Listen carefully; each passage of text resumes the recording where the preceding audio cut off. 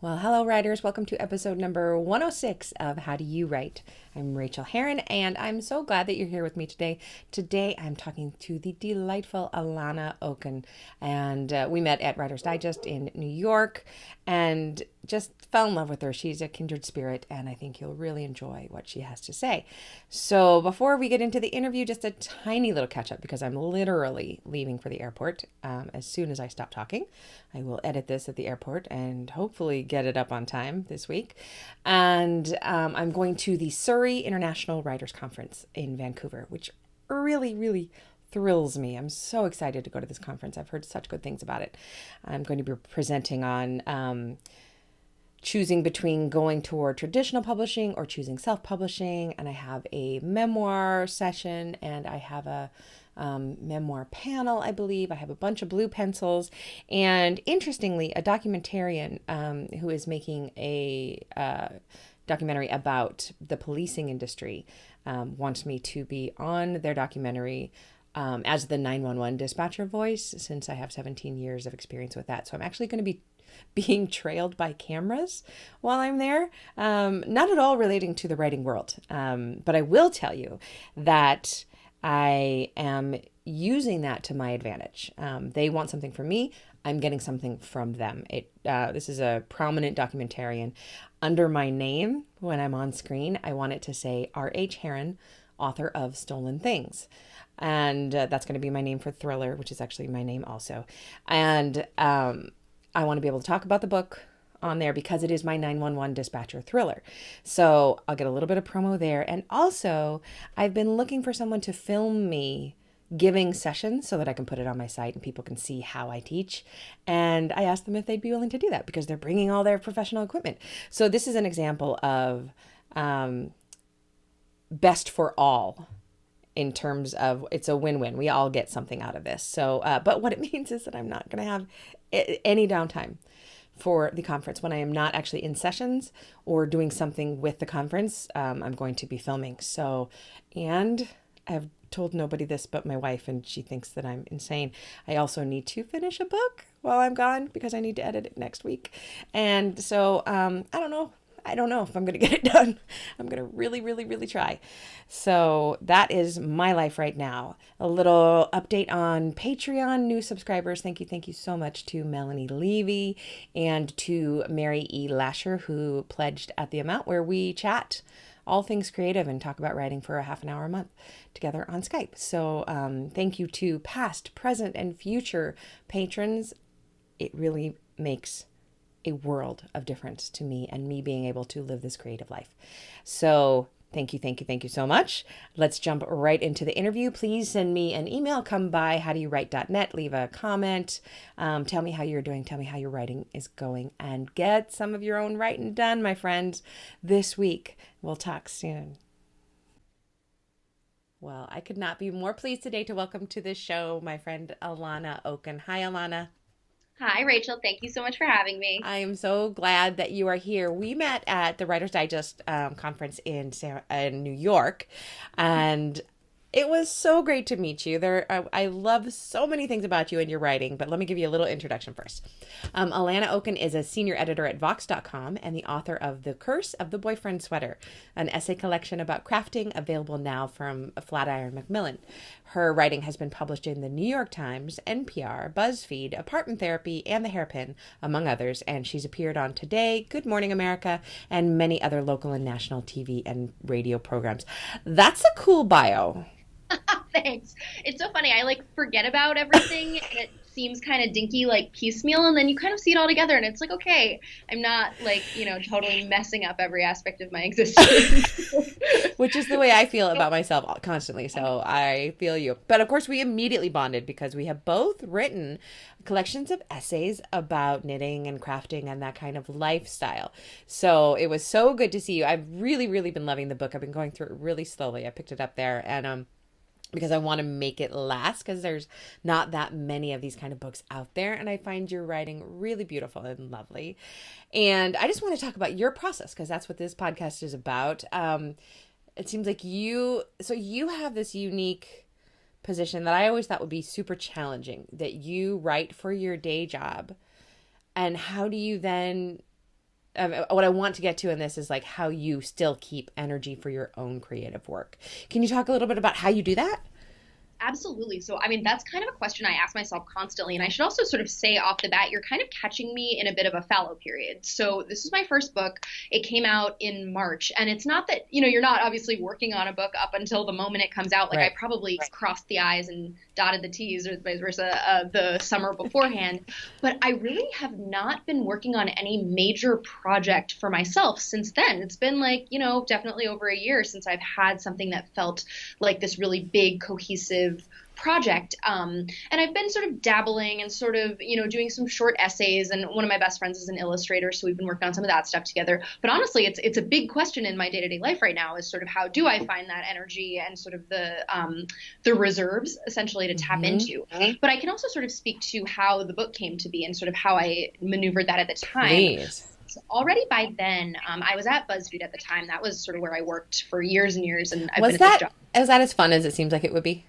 It was very fun, especially because I came in, like, not on the ground floor, but, like, the second floor where it was sort of just starting to become a thing that was on people's Facebook news feeds. Like, my dad went from not knowing what it was when I started to, like, bragging about it, a couple years later. So it was kind of cool to be part of this thing that was growing. And as part of that, I got to be part of the team that ended up launching the first DIY section at BuzzFeed. And that was so fun because I loved my at the time, Peggy Wang, who's still there and is just like this genius. And it meant literally that we could just like craft at work as part of the job and, like basically like bring in, like we had like 2 crickets, like, the looms. Yeah. And it's just like really just such a fun, like zany experience. But I also knew I was kind of over it, or at least needed to sort of start thinking about next moves. When one day I came back to my desk after lunch and I was so annoyed because everyone was crowding around and I couldn't get to my seat. And it was because there was a skateboarding bulldog in the way. And I was like not charmed. I was like not happy that there was this like whimsical thing. I was just like, I literally need to file this story. Like, could we put the bulldog elsewhere? There's also a story in that. Yeah, 1,000% loved BuzzFeed, but I was there from 22 to 27 and kind of realized, you need to have a different experience. But also in that time, I actually made the transition pretty consciously from being a writer as my day job to being an editor. And obviously those take a ton of the same muscles. You're still sort of massaging text all the time. But I found that I was burning out really, really hard on writing. I think partially because I'd also, sold this book and was trying to make that happen.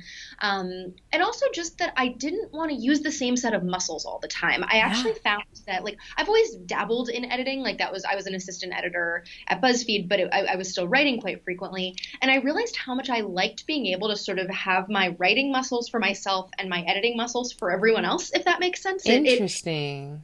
It's almost like having like a lens that can kind of zoom way tight in and way far back. And I try to remember the editing lessons that I hold dear when I'm writing and being edited, like that no one thing really matters that much. And, it's so fine to like kill a paragraph and save it for later.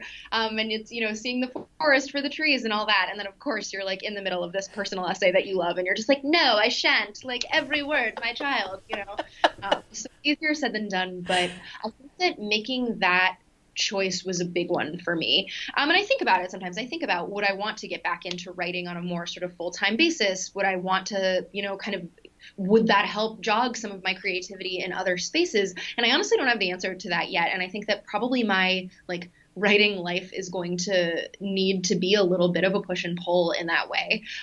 Because also, I mean, obviously, like just having any full-time job, I think makes it a little more logistically difficult to write a book, at least. Like I was very much doing the nights and weekends thing, and I was very lucky to be in a job where they gave me book leave, to go off and work on it, which was great. I like stayed in this beachside mansion in Rhode Island that belonged to some like friends of my parents who were so cool and so nice about it. And I was totally alone in this house and just like gray gardensing really hard. Like that is amazing.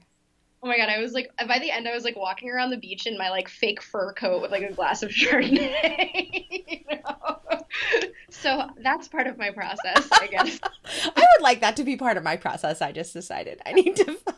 to everyone. I need to find a mansion, a Grey Gardens mansion. It was wild. It was such a weird experience, but it was really, I think I would not have been able to write the book if I hadn't been given the gift and the enormous privilege of this just like chunk of alone time. Like I think I wrote like half the book in that 1 month and then the other half over the course of like the next year. So did you sell it on proposal then? Yes, I did. Perfect. I had written, how it kind of came to be was I had written and published maybe 2 pieces, both of which ran on BuzzFeed that actually ended up in the book in some form or another. One was about crafting in order to get through grief, because I had 2 friends who died quite young. And then one was about crafting in order to sort of metabolize anxiety, which is like kind of the whole book is basically about that. But it's sort of the first time I'd ever really drawn that connection, which obviously tons of writers and crafters have drawn. But working on those was just such a singular joy. Like 2 of my favorite things I've ever written, and even just like, you know, it's not like they got a bajillion views, but to get the feedback from fellow crafters, like the sort of, you know, you too, I thought I was the only one thing that I think we're all kind of striving for, really made me realize that I just had so much more I wanted to say about this, and I wanted to be part of this conversation. And so I sort of shopped around for agents, wrote what I thought was a book proposal to like send to them, and then it turned out it was like definitely not a book proposal. But the agent could help you write the real one. Yeah. And sort of went on a bunch of the like agent first dates and, you know, sending all those blind emails that you send. And then I actually sort of found my way to my agent, whose name is Kate McKean, and who's just so wonderful. I like can't overstate how much I love Kate. We'd known each other for a couple years because she is a crafter. We'd met at this Brooklyn craft company camp thing that they did it was like a 1-day event for like adults who wanted to come craft. How and fun. I came to yeah. And so I met Kate, I guess probably 2 years previously, and we just sort of like, you know, known each other from the internet, and I knew she was a literary agent. She was also a crafter. So I basically emailed her, I think it was like New Year's Day, being like, how do I make a book that's also a craft book? And she's like, you send it to me. So it was so funny. Like, That's I'm glad wonderful. I got to query all these people and, you know, talk to other agents and shape it. But like sort of the thing I wanted was in front of me the whole time. And she's just been like such a joy. And your book is beautiful and beautifully packaged, and I love the cover so much, and I got lucky with that cover. don't we? I mean, like, we have nothing to do with these covers. They just 1,000%. No, they sent me 3 options, all of which were just like insanely beautiful, and I would have like wallpapered my home with. Wow. And like it was kind of like, you're lucky. Like this is not that usual. does not happen. Yeah. I got a cover once that made me cry. Yeah, I can so believe it. Oh my God. Like it's just your whole heart is tied up in this thing. And you know that there's a million other people whose jobs are sort of going on behind the scenes, but like hard not to, you know, take it very personally. Exactly.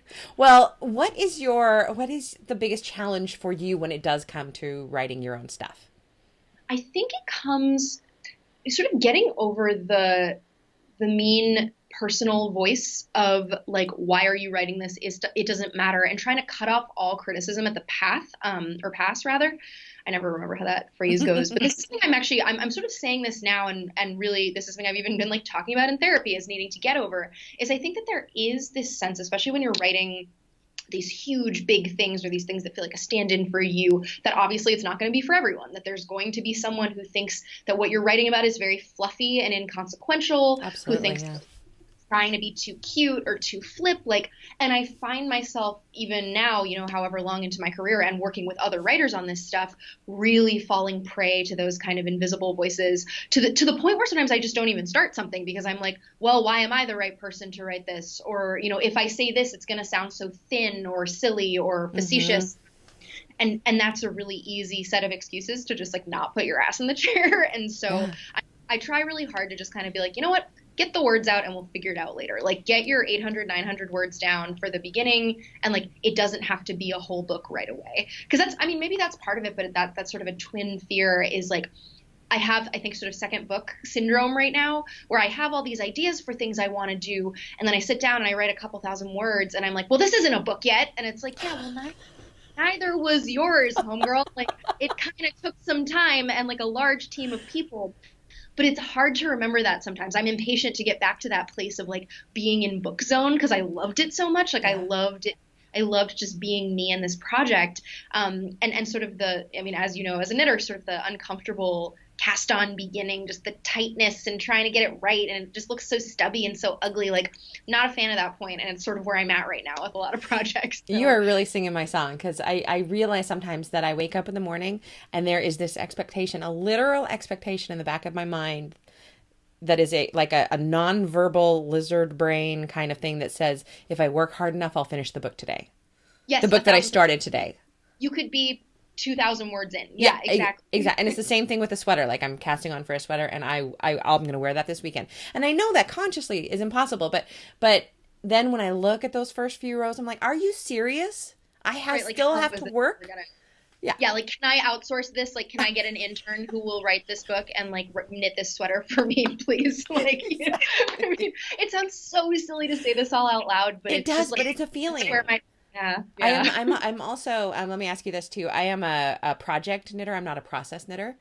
What are you? I like to have, I knit in order to get a sweater. I do not knit. Oh my God, I'm the exact opposite. Really? Honestly, there are a lot of times when I almost wish that something would just like evaporate when I finish knitting it. Like, I don't know. I just like, I love being in it so much. Like, I love being almost done with something. Like, that is like the best. Like, when you're like 90 and you like can decide if you want to like finish while watching this show or not.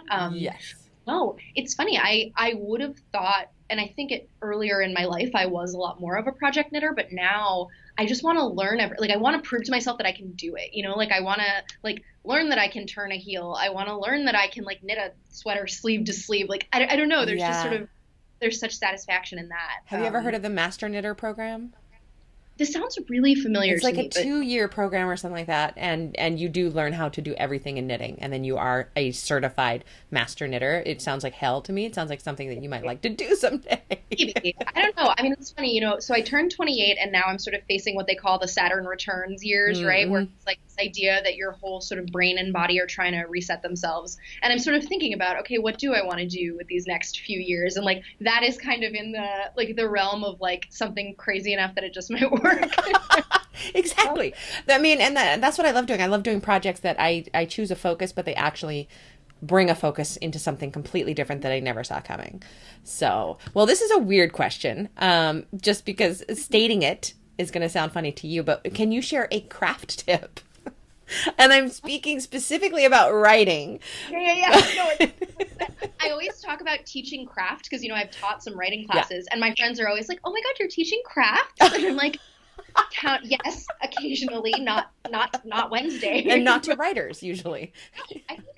I think, I mean, first of all, if you can get away with cutting out your adverbs, go for it. That's just sort of the most like baseline thing. And I often have to, or at least use them sparingly. I'd say use anything sparingly. I write with, so, you know, I work with now this team of reporters. I edit 9 reporters right now, and I feel so intimately acquainted with each one of their sort of tics and foibles, and they're all phenomenal. They're all wonderful. Fascinating. Writers, but I could almost give you a Mad Lib of like, this is what person A does and this is what person B does. And I think that like, we should love our tics and we should lean into them, but also use them very, very wisely. So if you know that you are, you know, someone who does abuse adverbs, or if you're someone who likes to pose rhetorical questions or whatever, like, allow yourself them like maybe one per piece, and even then see if like go a little longer without doing it. So that's the most like baseline advice. But also I think if I can offer any sort of process tip, it's that don't beat yourself up if you are not one of the like 6 a.m. button chair, you know, like Hemingway editing over a thing of whiskey. Like, I think I thought for a very long time that in order to be a writer, you know, capital W, I had to be the type of person who was doing it every day and who was really disciplined and who could sort of like decide to turn down plans after work to just go home and write. And I was very self-conscious that because I was not doing those things that I wasn't serious, particularly because I write about often unserious topics. I think there's always been that self-consciousness, and realizing that paralysis was also keeping me from writing was kind of a big wake-up call. And so I will say, just like, write when and how you can. If that means writing on your phone note, you know, on your phone, whatever, the notes app, while commuting on the subway, or if it means, you know, while your kids are going to sleep, like just sort of sneaking into the next room and writing on a legal pad. Like, I think that there's no right way to do it. And the idea that there has kept a lot of incredible people from being able to really kind of break forward. It feels very masculine to me, this idea that you I can love just that. like Yeah. bust through no matter what. Push Like, through. And it does frustrate so many people, and it actually freezes so many people, and it brings that level of shame in that that I personally am always trying to get away from, because I bring my own level of shame into everything. exactly. And this level of accountability too, that you're Yeah. kind of always, well, the muse hasn't paid a visit, so how can I? And it's like, well, unfortunately, she's not showing up. So like you have to be your own muse to some degree. And get it done when you can get it done, and not necessarily at 6 a.m. every morning. Yes. It doesn't have to be, nothing has to be precious. Yeah. I mean, I write about incredibly precious topics. Like I literally write about like miniature hand knits, but like I would like to think I am not a particularly precious writer or editor. And I think that that can help unclog a lot of things. As an editor to 9 writers at Vox, you have to be that way. I mean, like, that's incredible. I had a piece at Vox last month. Oh, sorry, go. Oh no, I was just gonna say I had a piece at Vox last month or the month before on people who make racist 911 calls, and I loved being on Vox. You guys have a huge readership. Yeah, did you work with Karen? I did. Yes. Yeah. Oh my God, she's the best. I love Karen. She kept sending me my piece back with like little tweaks, like, what do you think about and I'm like, oh, I should have seen that. How did I not see that? This is like, That's like the editor's job. That's the whole thing. Oh yeah, that's another thing I can say to writers is never, ever, ever apologize or like hedge to an editor. Like, I have people who apologize sometimes because they're like, oh my God, this took like 2 or 3 rounds of edits. And I'm like, oh honey, like this might take a bit, and that's fine. That's like our 2 job. or 3. It took like 3, and usually mine only take 1 or 2. Yeah. No, I think it's honestly sometimes the mark of a good editor who wants to really get, in it with you and really kind of get this thing the best it wants to be. So like, yeah, I think that is like the thing I've taken away from my job is just like editing is not personal. And actually that's an important thing to remember, particularly when you're writing personal stuff. Like I edit personal essays. That's a big part of my job. And that's a hard thing because you're not trying to pass judgment, of course, on anyone's life story, but often it's like in order for this to be a successful piece of writing, it does need to sort of do a certain number of tasks and it needs to clarify a certain number of things. It definitely takes a lot of discipline, I think, as both a writer and an editor to get to that point where you're like, okay, I will divorce myself from, this sense that like this thing needs to be exactly how I want it to be and can instead maybe elevate by doing all these other things. I have to say that I think that you have the coolest job ever, because the one thing I love about writing the most, I love lots of parts of writing, but I love revision and editing and I can be in that space forever. And it's one of those things I can write a first draft piece for maybe 2 or 3 hours max, and then my brain shuts down, but I can revise all day.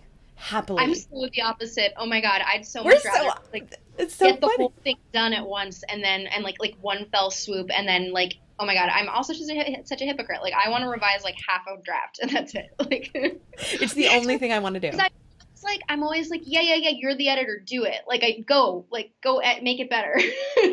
Like no need to ask me. And then they do. Oh, I love it. I just turned in like final copy edits on this thriller that's coming out from Penguin next year. And it was she kept sending it back to me to say like, well, I did change this word. Is it okay if I put in this word? And I just wanted to say, put in any words. Put in supercalifragilistic with that word. I don't care right now. I'm so done with this book. You don't have to ask me anything anymore. Oh my God, Rachel, by the time, and I loved my book and loved my process and like feel very happy with how everything went. But by the like, what was it, the 3rd pass or something, I was just kind of like, yes, it says words in an order. I can't do any better. That seems fine. Like I was almost worried I was going to start introducing copy errors because it was just like, yeah, sure, fine, book. But then actually I came to sort of re-love the manuscript again because I ended up recording the audiobook for it, which I like hadn't expected. Literally, I mean, the book came out March 20th and I think I was in the recording studio on like February 20th. It was like very close to. Did they actually get it out in time? Yeah, it was like great. It was super. And so I really only did, I think, 2 like business days of recording. And so I had to read the whole thing aloud in that time. And it was the first time I'd really sat down with it in such a concerted way since I'd like been done with it. And that was really cool to get to kind of go over. And I'd been worried that I was going to find all these like mistakes or things I wish I'd done differently. But it was a nice reminder that it was like, no, you did this thing and it sounds like what you wanted it to sound like, like a lot of people conspired to make it sound how you wanted it to sound. So like, it's fine. And isn't that fun? I got to narrate Fast Draft Your Memoir, which I loved doing. And I had the same experience. I had been so sick of the book, but when I finally did the audio, it was so fun to fall back in love with it, Oh my God. Totally. Yeah. And it was fun. You probably got this too. It's fun to like kind of get to do the voices of the people in your life, like sort of like, "Hi, Alanna," said my mom. I did. I had some sisters in there and an ex-boyfriend. Yes. That is so cool. Okay, so what is the best book you've read recently and why did you love it? Oh my God. Okay, so this is gonna sound so like, okay, where were you in 1991? But I just read The Secret History for the first Oh time, my and God.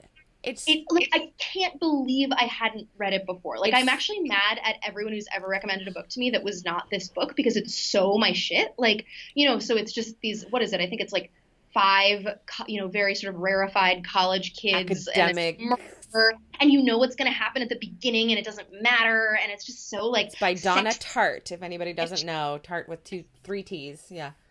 And I will say, so I'd read The Goldfinch when it came out and not loved it. Like, I'd found it a little long, a little, like, there's like 150 pages in the desert that I just like wasn't super keen on. So I think it had just not, and she's obviously an incredibly talented writer. Like, Donna Tartt does not need That me makes to me think. feel better though, because I started reading The Goldfinch and I just couldn't get into it, but I had felt that way about The Secret History.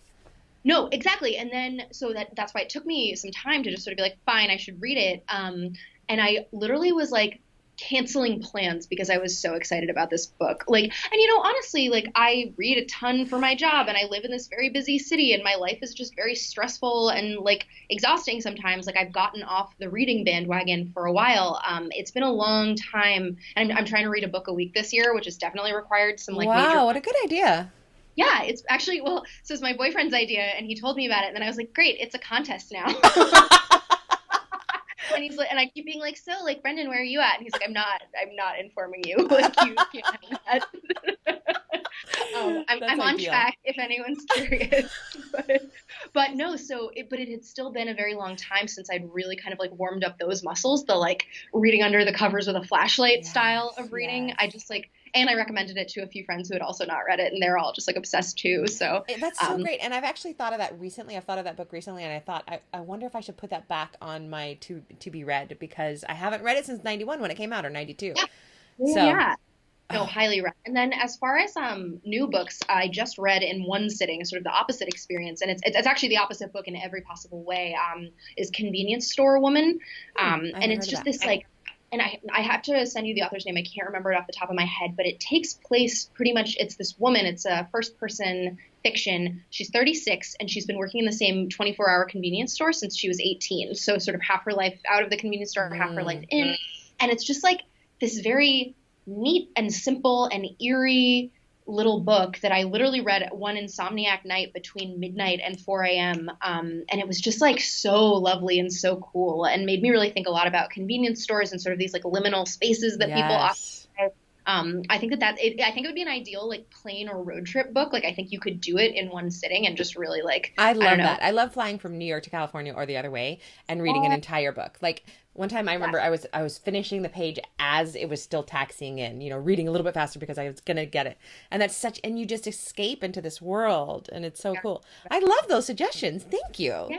So much. No, it's been nice to really be like, because part of this reading every week is that I'm also logging all of it. Like, and I'll say, I'll even have like a little star if I liked it extra, and I have the author and I have the date I finished, and it helps me like honestly even keep track of my year a little bit more. It'll be like, totally. Oh, why did I read 5 books that one week? And it's like, oh, because you were on vacation in Joshua Tree, like there's nothing else to do there. Oh, this sounds so delicious. I want to like go read a book now.